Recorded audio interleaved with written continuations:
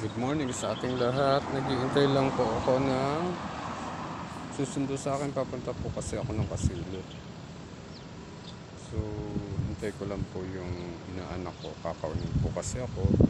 So, yan po. Nasa Hana McDonald's po ako dito sa may Wyatt. So, parating na po yata yung aking sundo. Hintay ko lang po yung inaanak ko. Inaano ko para masundo po ako, tapos uwi din po kagad kasi ako dahil mayroon pong pasok bukas. Yun po, napakainit pero malamig po yung hangin. Yan po, oh. Yan po ang McDonald's. Ito po yung bago po dito, pinatayuan po nila ng McDonald's. So, hinihintay ko lang po yung inaanak ko, papunta na daw po. Ayun. Sasadya lang po ako sa mga kamag-anakan at the same time mga ngamusta, tapos pauwi na rin po ako.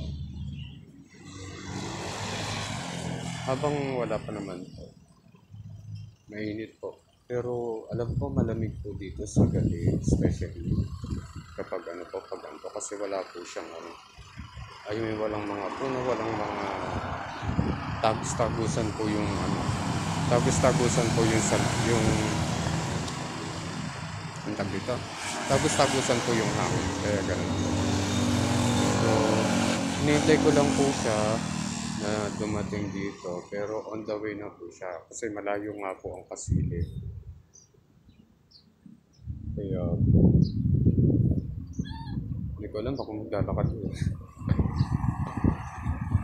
Kasi wala naman din po akong load na pantawag. Ang akin po gamit ko lang po ay sa lang. So actually pang 30 pang tatlong tricycle na po ito. Tapos dalawang tricycle, tapos 30 motor na dumadaan. Yeah. Wala pa din po. So iniintay ko lang po, pero sabi nung kumari ko na daw po, paalis na.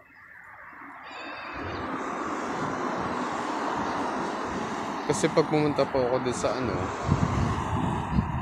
baka ito na. Hindi, magtitinda pala.